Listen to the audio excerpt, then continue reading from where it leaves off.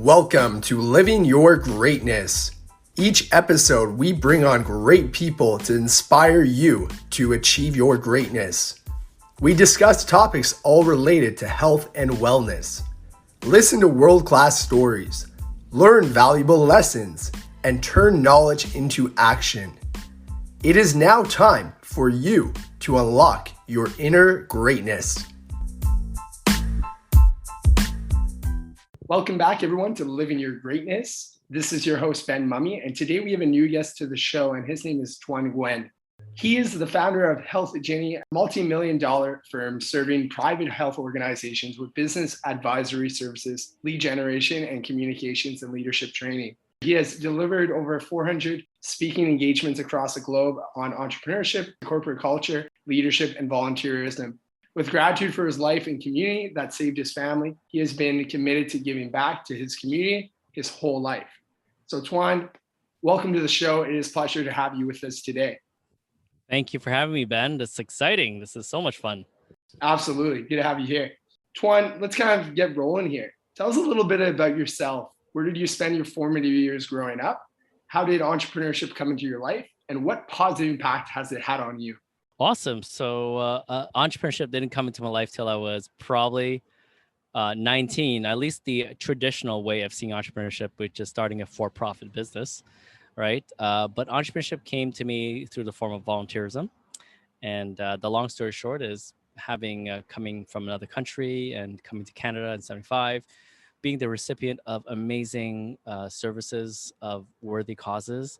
I just made a commitment to repay with my gratitude and service to help those in need that I was and my family was back in our day. So really, I spent most of my life pursuing medical school, long story short, but I did have a few medical conditions growing up. And so I really respected what the medical society and community and system has done for me. It's not perfect, I know, but they did do a lot for saving my life. So I pursued medical school, I volunteered a lot. And then eventually what I kind of discovered was I had so many other ideas to fundraise. So most of my formative years, as you call it, up to let's say 18 years old, I spent time volunteering and also coming up with random ways to raise money for charity, birthday dinners, birthday parties, track and field events, volleyball events, tournaments, so I basically committed myself to doing fundraising. And I'm going to speed a little bit because I know we have limited time and stuff because we could probably spend hours because who can't talk about their own life for hours? I can for sure. But fast forward, I would have never thought that my volunteers effort would connect me with incredible entrepreneurs who also give back to the community. And these are the guys who saw something in me that I didn't see, which was leadership skills, the ability to mobilize and inspire and mobilize people, right? And get them to do work without paying them. Like that's the crazy thing. When you're a volunteer person and a fundraiser, you have to be really creative in inspiring people and mobilizing people to do work without paying them. So I had no idea. I just want to be as efficient as possible with fundraising and giving more time and money to charities. And that would have never come across my mind that is the basis of entrepreneurship, like a major factor of being an entrepreneur. And so through mentorship, so I could list a ton of mentors as well, but incredible mentors have taught me to take ideas, take my thoughts, and then identify markets, identify problems, identify my own superpowers, use my network, and come up with solutions to solve problems for money, right? And so that's how entrepreneurship eventually came into my life. I'll even throw in something really quickly, which is I hope I'm still clear here as I speak. But my first business was a window cleaning business, and I couldn't get a co-op position. Long story, coming from Montreal, as you know, Ben, when you go Cégep, you're actually more advanced in the education system. So when you come to Ontario, you don't actually start from year one. You get a bunch of credits because of Cégep, that Cégep system in Quebec. And I didn't start year one like everyone did. I started kind of like 3/4 in, also because I did all these extra courses in Cégep. So I got all these credits. And so by the time everyone was ready at year 2 to get to co-op, I was already considered year 3, which makes sense because in Quebec, we do university in 3 years. In Ontario and everywhere else, it's 4 years, right? And so I finished my degree in 3 years because I came from Quebec, but that also meant I didn't qualify for co-op. right? And so because of that, I had to figure my own stuff out. And I walked in the hallway one day and the guy goes, "You want to start your own business?" I'm like, "Geez, I don't know anything about business." He goes, "Well, there's a window cleaning franchise called Action Window Cleaning, and you could buy it for very small money, and then we just basically teach you how to run a business." I'm like, "Wow, that's pretty cool." So I did that, and literally that is what, in my opinion, changed my life, from a lens going from thinking I need to work for someone to make money and going to thinking I actually create my own money, my own worth, my own wealth. So there you go. I'll leave this open for you to ask more questions and wherever you want to go into. Awesome. Great, Tuan. Thanks for kind of sharing with us your journey and how kind of it evolved. And this actually leads me to my next question. Not everyone is comfortable with the word entrepreneur. A lot of times people think that means greed or sometimes even other things. So what does it mean to be an entrepreneur? And what does an entrepreneur do? To me, an entrepreneur sees things they want to solve, and they solve problems based because they feel they're meant to solve it, and it brings them meaning to do it, and then they solve it. That's it. It's not necessarily for profit. I think entrepreneurship, like I said earlier, it comes from people who start nonprofits and charitable organizations on their own. People who run a fundraiser event in the neighborhood, that's entrepreneurship, right? So it's not for profit, right? It's not necessarily, in fact, when you go to business school, they say there's three types of organizations, right? Profit, government, non-for-profit. Like, so, I mean, all of these require some form of entrepreneurial skill to run, right? And so, and I don't believe like entrepreneurship is something that you have to go right into. You could work in a job, learn research, learn technology for like 10 years of your life, and then start your business, because that's what you need to do to understand before starting a business, right? Like, but to me, at the end of the day, you're a problem solver, and you're going to solve it your way. And no one else is going to tell you how to solve it any other way but you, right? And it's your responsibility. Everything is on you. Entrepreneurship is you own everything. You own every result. You own every success. You own every failure. And if you got the guts to pursue and face yourself, to own every single result in your life, then I recommend entrepreneurship, right? So there you go. Thanks. Awesome. Yeah, and I definitely agree with you on that too. Sometimes we see that a lot, and you kind of briefly mentioned already, like by volunteering, where if you're planning an event and you have to think about, okay, how is this event going to be marketed? How is it going to look? What type of vibe do you want this like event to feel like? Are we fundraising? Is it going for charity? Right. So you end up building all these brainstorming skills, entrepreneur mindset to create that event. Right. So it's funny how a lot of people don't realize that even if they're not a business entrepreneur, they may already have that skill set where they've applied it in other areas of their life. So something that I want to lead into here is I know you're so passionate about helping others. You continue to inspire and have an impact daily. What has motivated you to teach kids about entrepreneurship? Well, I guess, I mean, of course, it's for many, it starts with yourself, right? Like, I had no idea, dude, like, no freaking clue. And when I finally realized what it was, um, I thought, man, every child should learn this, at least as an option, as a toolkit, right? With my kids, none of them have to be entrepreneurs. But I let them know that even when you work in a job, you can be entrepreneurial. So, like I said, I define entrepreneurship as, your desire to solve a problem your way, and you own every result, and you own every, so it's up to you to take the action, right, and figure it out. And so my desire to support young people, or people who just really know there's something more inside of them, right? I'm here to support them find another toolkit to discover themselves, to bring more greatness out of themselves, which is why I love your podcast, right? Like the title of it is very true. There is greatness in us all, and I think entrepreneurship is a vehicle that can bring out greatness in you, if you're willing to take it and face it and ride with it, right? Like a roller coaster, right? It's fun, it's thrilling, it's scary, but at the end, we all live through it. At least most of us do, right? So that's why I love it. And the other thing is, I feel I'm meant to do it. I actually feel a bit of um, a gravitational pull. Um, and for the listeners out there, I always felt I sucked in English. I suck in French. I suck in Vietnamese. I'm terrible at all languages. And I grew up thinking, if you don't speak and write properly, you're not going to succeed in life. But who would have thought that because of my level of speaking and my level of even sentence structures and the way I think and compile things, I'm able to take something super complex and describe it in the way I could describe it in my level of speaking.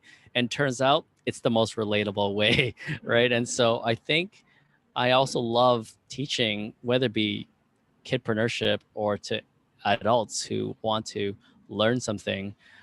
And as long as I understand it, I think I'm pretty effective at explaining something super complex so that everybody understands it and can take action on it, right? So that's me just recognizing, I think, something I'm good at that I didn't know I was good at. So there you go. And insecurity became something that was my superpower. So who would have thunk? Nice. So it's all about finding that superpower, finding your strength, finding your passions, finding things that you want to do. And it doesn't mean that it's going to be a linear path, right? There still could be challenges in kind of showcasing that strength and that power, right? Exactly. Totally. So I appreciate that question. It's a really important question, by the way. And hopefully this response supports people in knowing that it's a bit of a journey, that it doesn't kind of happen overnight, but it's there for them to discover. So rock on. So this actually brings me to my next question. It's never too early or too late to become an entrepreneur. So what qualities, Tuan, should someone have when building both an entrepreneur mindset and a skill set? I think it's something that it's, I think, going to be pretty obvious. So I'm going to say something that's pretty obvious, right? You know, first and foremost, I think you need to find ways to believe in yourself, because when you go into entrepreneurship, you're going to meet a lot of people who won't see what you see. In fact, most people won't see what you see.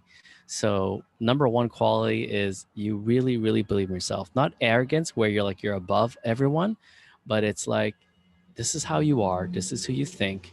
And if someone just can't understand that, well, not your problem, right? So first things first is self-confidence in who you are and your value system and your beliefs, and don't let anyone shake you out of that just because they matter to you, right? So I think that's the number one, is belief. The other thing is knowing that we all have it in us already. There's nothing out there that we need to acquire to become an entrepreneur, like just to get into the entrepreneur spirit and space. So I always like to say this: it's all in us to activate, right? You could activate confidence, you could activate courage, you could activate curiosity, right? You could activate a lot of these things that lead you to be able to pull through some of the tough times of entrepreneurship, right? Another thing is, knowing that whatever you're going to solve truly matters to you, right? Just think about everyone, like something you really enjoy doing, and sometimes, or something you're good at, and it wasn't always easy to get as good as you did. Hockey, sports, drawing, dancing, even like doing accounting and knowing your tax law, like all of it required going through stuff we didn't enjoy, right? But we saw an end. We saw an end result that I think we we all feel is meant for us, or it serves us, right? That's the better word. It serves us. As an entrepreneur, for me, it's like I recommend make sure that you don't just find a business opportunity that's good. You find something that aligns, something that connects with who you are, your strengths, and a problem that really matters to you, because that's what's going to help you pull through the tough times, remembering that what matters to you. The infamous Simon Sinek says your why, and it's true. It is your why. I don't want to say a cliche, but it is somewhat true, is your why, or what matters to you, right? It doesn't have to be your ultimate passion, because some passion pays, some passion does not pay, right? And some problems make money, some problems will not make money, right? And so entrepreneurship is the path of aligning all that and figuring it out, and it's not going to happen overnight. So confidence, right? Self-confidence, and everything is inside of you already to activate, like an acorn, right? Acorn has everything it needs to be an oak tree. It just needs to have the right environment. But everything that is in an oak tree exists in the seed, right? And so what's your environment? So that way what's inside is going to become an oak tree. And to me, environment is what you consume, what you eat, who you hang out with, what you read, what you learn, the habits you create. This is what creates your environment for your seed to grow. So that's a couple of analogies like in one shot. I like it. I like it. It actually reminds me of, I don't know if you've heard of the bamboo story, but the bamboo story is there is this farmer and he plants a bamboo seed. And after a year of watering his seed every day, nothing happens. 2 years goes by, nothing happens. 3 years goes by, still nothing happens. 4 years goes by, nothing happens. And all of a sudden on the 5th year, the bamboo starts to sprout and it just starts to grow. So it talks a lot about, patience, commitment, believing, a lot of the things that you just spoke about. So I agree with a lot of analogies that you had there. And thanks for answering that question. So this actually leads me to my next question. There are many entrepreneurs that have a great product, but they do not know how to market it.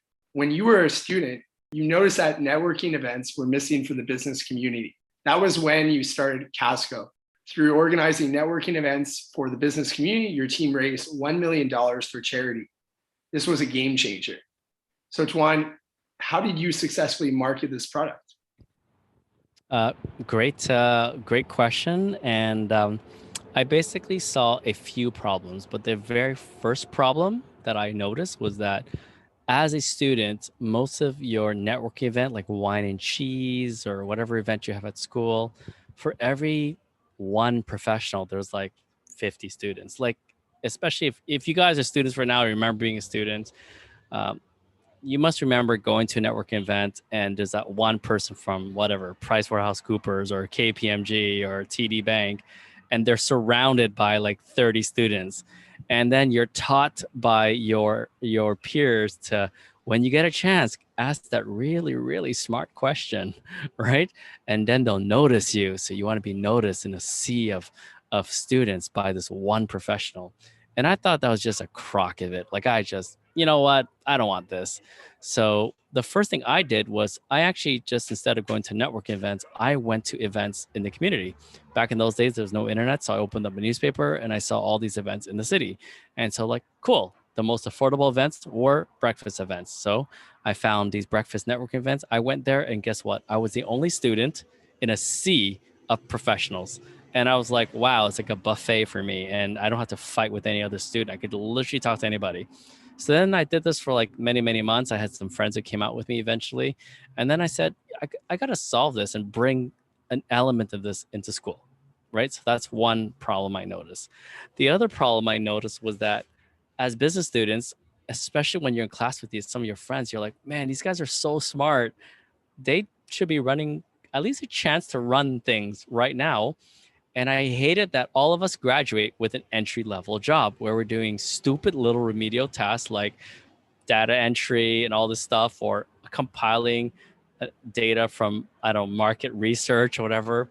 But yet they all have really smart ideas. And I'm not going to discount those, although I said stupid little remedial tasks. I won't discount their function in a company if they get a job like this. But there's a part of them that's not being used, which I didn't like. So I said, I want to create an opportunity where first, A, students don't have to fight each other to meet professionals. And B, they get a chance to run with ideas, with business ideas that their boss would never let them run with because it's just not how we do things at this office or whatever, right? I want them to create that opportunity. And then from the business perspective side, like the sponsors and the media, I position us as this. I'm like, hey, we are here to teach children or students the future of our business community, social responsibility skills. Like, if we could teach them at this moment to use their business skills to make a difference in our community instead, then what would that mean for the future of Ottawa professionals? And I believe whoever comes across Casco, myself included, and I don't take ownership for the results. It's a collective result that we all create together. We co-created this together, right? And I believe that because of Casco, many professionals or students that graduate out of Casco are now incredible entrepreneurs, incredible, professionals in their jobs. They're always ready to give back to the community. They understand the value, right? And so when I pitched this to the business community, I said, do you want to go and sponsor event A, or do you want to ensure, that was the word I used, ensure that the future of our Ottawa business community is responsible? If you support Casco, the future of Ottawa business community, because this is the main business program in the city. It was bigger than Carleton at the time. I don't know how it is now, right? I have nothing against Carleton. So, but at the time, we were the powerhouse between the two universities, right? And so you make a positive difference in our community to tell our kids to use our business skills towards the better, you will impact the future, right? And this is me at what, 20 years old expressing this, and it worked like a charm. I limited tickets for students, and I made sure the ratio was always 3-1. For every 3 professionals, there's only 1. So we had like 400 business professionals, 200 students. There was never a fight to talk to professionals. And the last element was I'm into performing arts. And I found out that so many students give up performing arts to start university. They stop dancing, they stop singing, especially dancing. They stop singing, they can still do, and they play instruments, but they don't get to perform, right? And I wanted a space where we could show the world that as business professionals, we have another side of us, not just debits and credits and profits and revenues and market analysis and investments and wealth management and asset management. None of this. And I'm not, we got more than that. We had depth. We have a place and a skill to express human feelings, human emotions, human situations, human experiences. And that's through dance, singing, and art. And I brought all that together, and that's what Casco became. A business dinner that is a 3-1 ratio, 2-1 ratio for business professionals, that is organized completely by business students who come up with the craziest fun ideas to raise money for charity in a gala setting where they are presented a dance-inspired Broadway style show, right? And guess what? It grew. It grew to McGill, it grew to Brazil, it grew to Amsterdam, it went global, right? And so it's like So You Think You Can Dance meets American Idol, right? So You Can Dance meets American Idol in a business dinner gala setting organized by brilliant, passionate students. So that's how I did it. That's amazing. And it sounds like too, again, right, it was much more than obviously the outcome of raising money. There was also an outcome of meaningful relationships, mentorship, right, of the professionals reaching out to these students and making those human connections, kind of like you were saying. And I know there was a human connection that was really important for you, one of your mentors, who I don't think he's here anymore, but I know he had found out about you shortly after that, correct? So I'm assuming we're talking about Mr. and the late Max Keeping. Yes. Yeah. So so I basically went to the Children's Hospital, and his name was Dave Reddy. He's the VP for corporate relations at the time. And I basically said, hey, man, this is what we're trying to do at Ottawa U here. What do you think? It's called Casco, yada, yada, yada, right? Then he's like, yo, man, you need Max Keeping on this. He's the man. So then we hopped on a call with him. We met with him at breakfast. He said to me, why would I support you instead of supporting this other event, which was from a woman named Marlene Copeland? So she's like, basically they started Corel. Michael Copeland started Corel, and that's his wife. And I said, simple. You want to support us because you're the guy who believes in young people. You're the one who believes that young people make a difference. That's what I heard, at least. And if you want to put your money where your mouth is and your time where your mouth is, you might want to support us because it proves to the world that you believe in young people, right? And he supported us, more than supported us. He lent me his network. He's basically like another father to me, or an older brother. And being a VP at CTV, which is, for those of you in America, it's like VP of NBC, like the biggest media television network in the country. And he had all the contacts. And I was super blessed. Not only did he lend me his network, but he taught me how to connect with professionals. I was clearly a rookie. I didn't know what I was doing. So, he mentored me to build a relationship, taught me how to share my ideas, share my vision, align what I want with what other people want. So it wasn't just about me. It's like I had to take the time to understand what other people wanted, the volunteers, the businesses, the sponsors, even where we were renting the space from. I had to really understand what was important for all of us and figure out a win-win situation for everyone. And he taught me that. Him and Dave Reddy are the guys who taught me this stuff. So there you go. Pretty cool stuff. Thank you for bringing him up because he's an incredible man. And I'm sure everyone in the city of Ottawa who experienced him misses him dearly. So thank you for that. That's awesome. And no, thank you. for kind of adding some perspective on that. This leads me to my next question. Before 30 years of age, you were advising individuals, corporations on how to motivate, mobilize, and develop leaders in your community. Why do you think they trusted you the most? I think it's a combination of two things. They saw the passion in me, right? They knew that where I want to make a difference was letting people know how great they are inside and that they can make a difference no matter how rich or poor they are. And a tidbit of information for the listeners, I grew up completely on welfare. I had Salvation Army clothes up till grade 4, right? I mean, it was incredible how little we had growing up and how little my mom still has, technically, except the 3 kids pretty much get her anything she wants at this point, right? So one thing was, I think the passion, they saw where I came from. The other thing is I took action. I took action in everything I tried, and whether I failed or succeeded, luckily at that point, I was succeeding at everything, because I'm sure we're going to get to my failures eventually in this interview. But yeah, I mean, at that point, I was just this young guy who just was on a mission to make a difference and didn't give a crap what people thought. And I took action.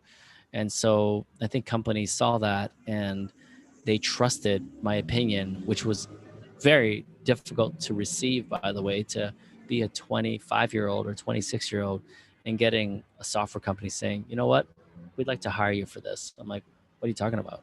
Well, I'm just a kid, and you're grown up being taught that you need 20 years or 15 or X amount of years experience to manage, to run things, right? Other than that, you're just a junior, right? And so it was very difficult for me to actually believe in myself that I could actually make a difference. And I had imposter syndrome forever, right? And sometimes I still do. It doesn't sound like I got rid of imposter syndrome, but sometimes people ask me that for my opinion or want to hire me or want to involve me. Even like you and I just spoke just earlier, right before it started, someone wanted to partner with me and wanted me to join their business. And I'm like, wow, I can't believe they're asking me, right? And so, as long as you remain humble, you could receive this openly, and then you can actually take full advantage of it once you start believing yourself. But dude, man, it wasn't easy. It wasn't easy to get people to say, hey, you're the man we want to trust. And I'm like still trying to figure out why at the time. But I look back, my passion, I took action, and I dealt with my mistakes, and I dealt with all of that. And they saw me deal with it. And they saw me fail. They saw me get 30 rejections before I got my first yes for a sponsor. Like they saw all of that simple things in fundraising. And I would have never thought that it's a major criteria for someone to trust someone, right? With their business, with their baby, with their whatever, their house. I think it's all a part of that, right? Absolutely.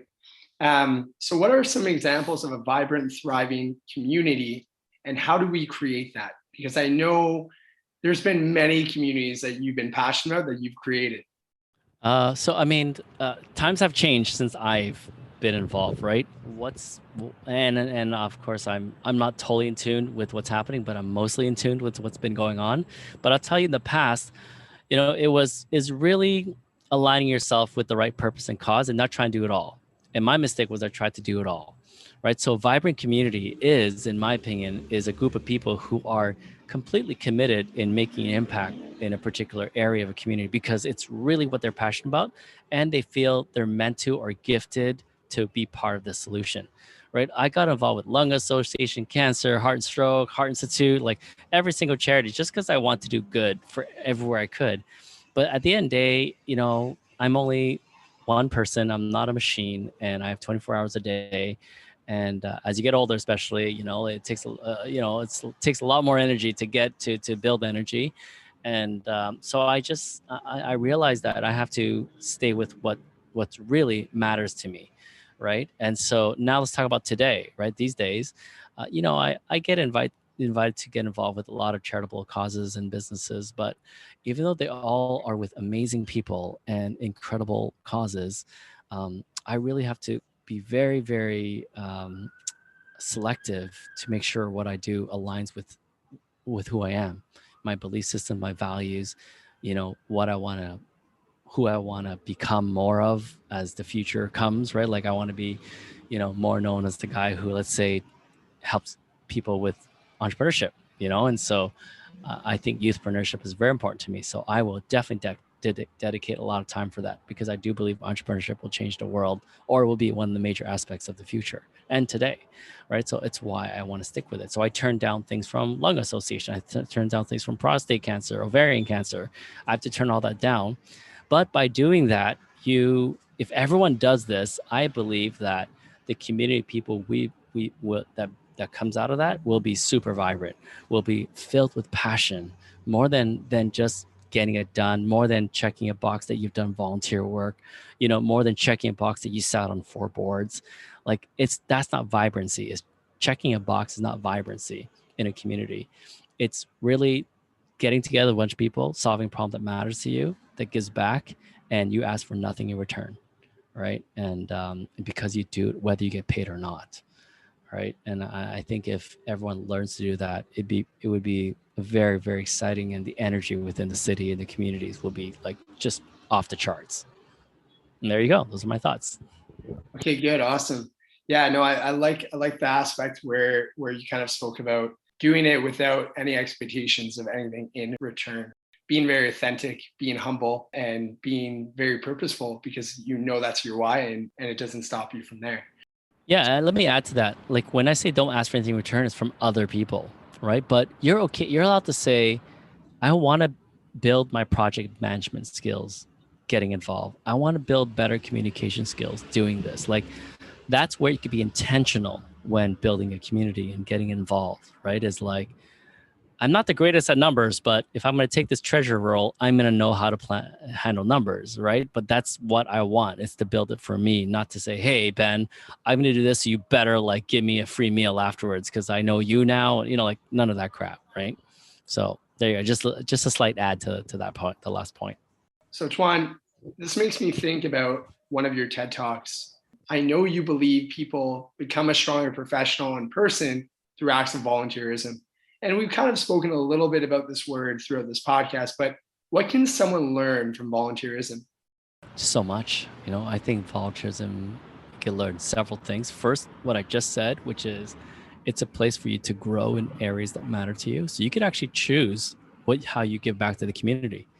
So don't just volunteer because you could volunteer. Like look around and see all the opportunities, and you'll find one that aligns with what matters to you and what's going to help you grow, right? So that's one for sure. The other thing is if you're in fundraising, it's a whole nother game. That's like ultra entrepreneurship, because in fundraising, you are tasked with the job of maximizing a return for a charity with very, very little resources, right? So if you're able to be an effective fundraiser for a charitable cause, organizing an event, run a campaign, run an entire charitable organization, and be able to maximize that return with a very defined, limited amount of resources, like that's incredible growth, right? And that could lead into running bigger charitable organizations, or it could lead to running, in my case, a business, right? So, but sky's the limit when it comes to volunteerism. It literally is. You just got to go in with some form of intention, because if you just go in with nothing, sure, first couple of times, but after a couple of times we just volunteer just to volunteer, I would encourage everyone to be a little bit more intentional with why they're getting involved. And I believe that whoever does it, like you, will grow much more when you're intentional. So Tuan, your mother and your dad are very important to you. Your dad always encouraged you to get involved. And I know your mom inspired you to always live with kind of gratitude mindset. I know family is important to you. So who is Tuan as a father? As a father, I'm here to show my kids that first and foremost that I live my truth, that I believe in myself. I want to show my kids what I want them to become for them, right? So Tuan as a father doesn't tell my kids who to be, what to be. I just receive them and I celebrate them. And when they face a challenge, I hope they see how daddy does it and they're going to emulate their version of it, right? I'm a guy who tries to be as non-judgmental as possible. I don't want to bring my belief systems onto them. So that's the kind of dad I am, all loving. I don't want them to think I sacrifice everything for them, because I think that's not healthy. Like daddy does everything for you because of you, daddy's this. Then if your life hits, the fan and it goes to shits, then your kid's going to feel responsible for your inability to make your life work, right? And so I don't give my kids any ownership of what happens to me in my life, and hopefully it's going to lend themselves, right, to figure out how they can live life and not really care about what other people think. That's pretty much it. Not judge others, but not to be judged as well. Those are some great things. Sounds like you have things going well between you and your family.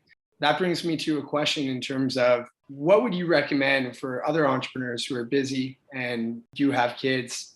How do they make sure that, they have that work-life balance and that they make sure that it doesn't hurt the family? Mm-hmm. So great question. And as you have probably researched, and I do run an online community with over 3,000 fathers who own businesses called the Dude Buddhas. And we bring in specialists such as relationship therapists and psychologists, child psychologists, tax experts, lawyers. Like, we bring them all in to do anonymous Q&As with the dads, right? And there's one thing I'll have to respond to that in this way, which is there's no one size fits all, right? There's cultural differences, like in my culture, there's more of a defined role between men and women, right? Although I'm not super, like, I am Vietnamese and I speak it, but my values are kind of a mix of a lot, right? So there's cultural differences, and then there's even personal different value system, right? So when someone's busy and they're an entrepreneur, I don't assume that their marriage and their family's falling apart. I don't assume that, right? A lot of people do. Like, oh man, you're always working. You must have a terrible marriage because your wife misses you. But there's some people where they're in a marriage where it's an agreement. Like, hey, I'm gonna work a lot. You take care of the kids, and blah blah blah blah, right? And that might work for them. So, however, I'll put a bit of but, as always, as I always try to give my opinion. Kids and people don't remember every minute. They remember moments. So we as people don't remember every minute. We just hold in our memories moments. So I advise parents and just people in general, but especially entrepreneurs who might be very busy working, is don't try to think about making every minute count, but learn to make moments count. So, and how do you make a moment count? Is that when you're going to spend an hour with your kid or 10 minutes with your kid or your wife or your brother, your sister, your mother, or your friend, you make sure those 10 minutes count, which means off the computer, off the phone, off everything, meditate if you have to, breathe if you have to, but be ultra present during that time, right? Just be ultra present. So I thought it was my family back there, but you just have to be ultra present. And so, with my kids, I've been very lucky. I work from home. I have passive income from the internet. So I spend a lot of time with my kids. So it's very difficult to say, Tuan, I want to be just like you. I'm like, dude, it's impossible. You have a job or you own a restaurant or a coffee shop. You have to go there and be there with your customers. Don't look at me and say that the grass is that green. It's not, right? You already have the potential to have the same depth of relationship with your child. You just have to be very intentional when you do spend time. So when it's date night with your wife or your girlfriend, your spouse, or whatever you want to call your partner, it's intentional. Be very, very present, and everything is disconnect except for you and the person, right? So if you're a busy business person and you're traveling for 10 days, you come back finally after 10 days being away, just make sure that when you're about to get off that plane is 20, 30 minutes before is you shut everything down, you connect with your breath and your heartbeat, and then you tell yourself, when I get off this plane, I see my family or whoever I'm going to see, I'm going to be ultra present to them.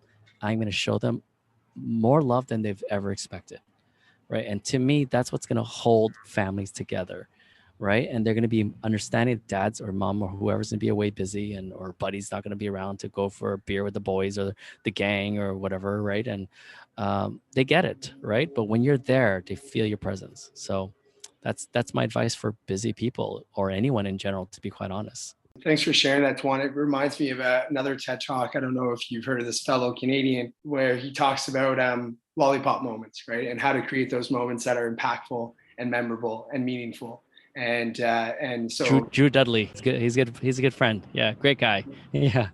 Awesome. So I know you're also passionate about happiness. You've given a TED talk before, but what is the key to success and happiness?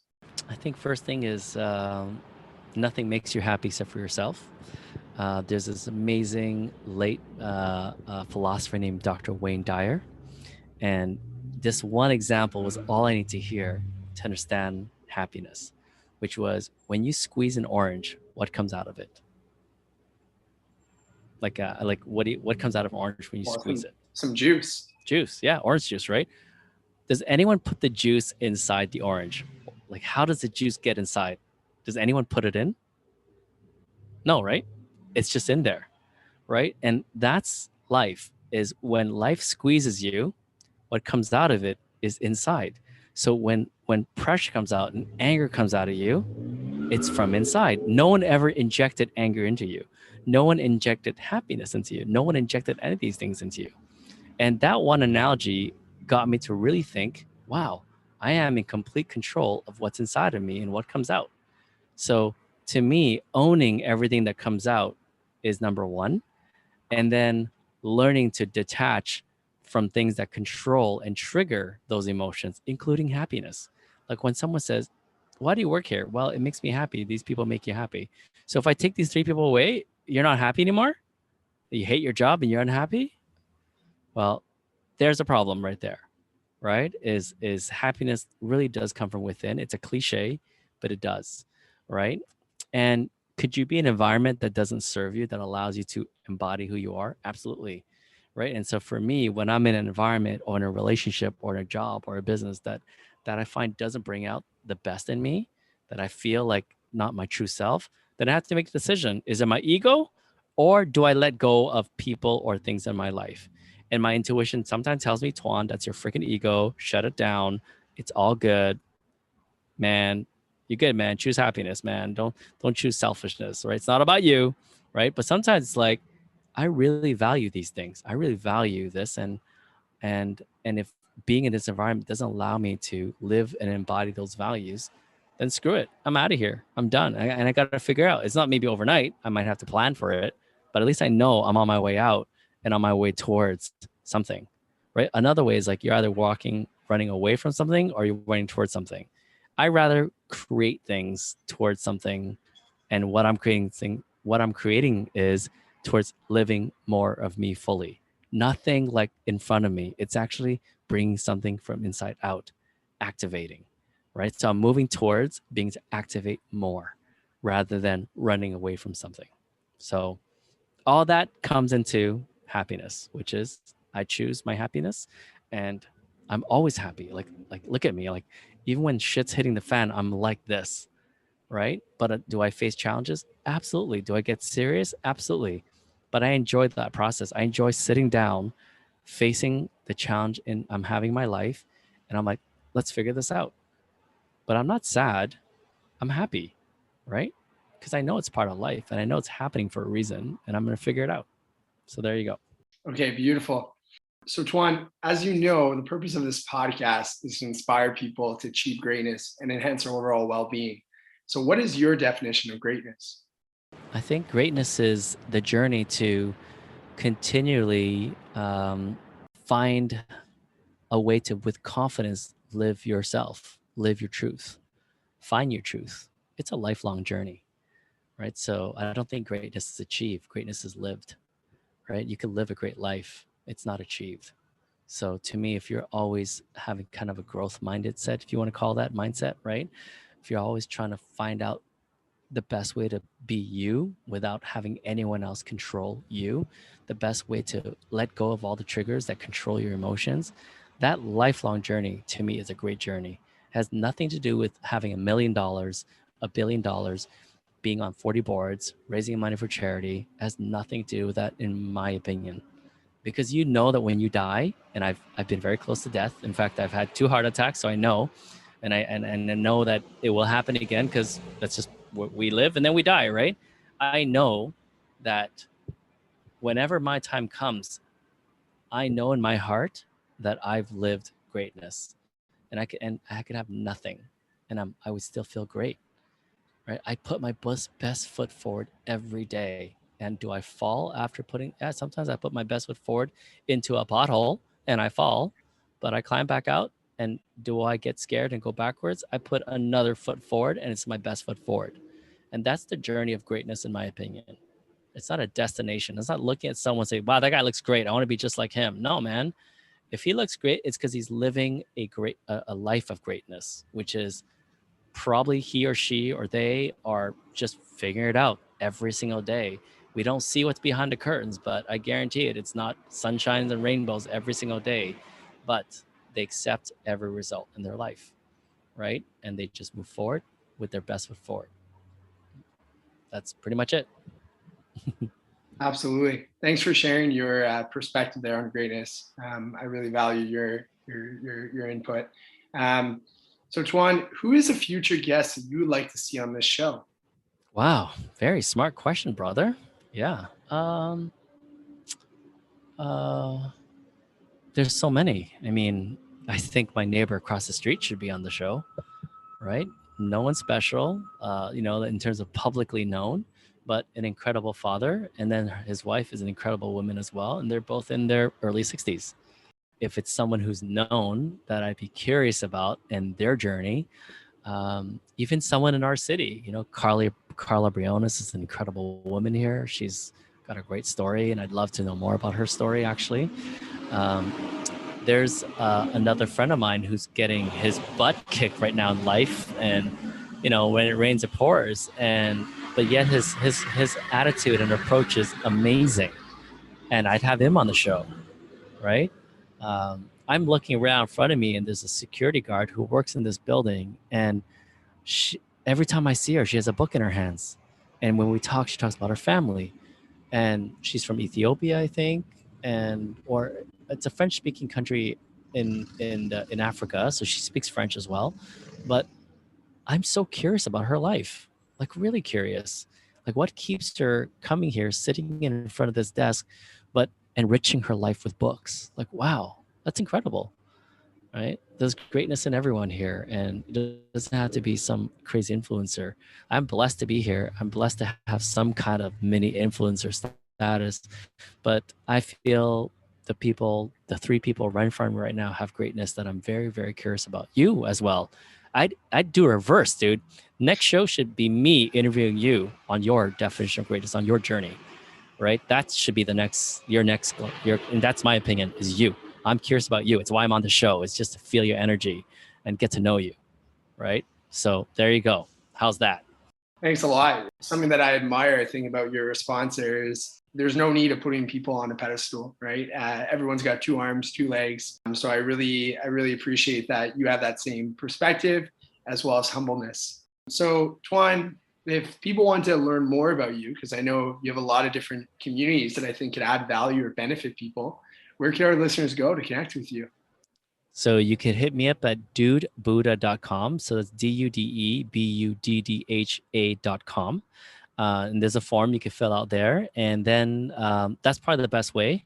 I have an assistant that manages my schedule. So it pretty much filters through my assistant. She's a bit of a gatekeeper. So I recommend that when you contact me is to put a bit of context. And I'm okay to say, hey, I just want to tell you, I heard you on the podcast and have questions about A, B, C. The more specific you are, the better. And I do believe that the universe or the divine rewards specificity. So the more specific you are, the more it's going to help us manage, the inflow of getting together and connecting. But I'd love to hear from you guys if you want to connect, because it's always great meeting people. So thank you for giving me the opportunity to share this with everyone. I'll make sure to drop that in the episode notes. And Tuan, I just want to take one last moment to kind of thank you for being here. Thank you for being present. And also thank you for just being so gracious with your time. Dude, thank you for all that you do as well. And much love to you. And let's rock it again. I'll interview you. So let's make it happen. You let me know when. I'll interview you and you're on your show. Cool? All right, it's on. Let's do it. Awesome. All right. Much love. Thank you for listening to the Living Your Greatness podcast.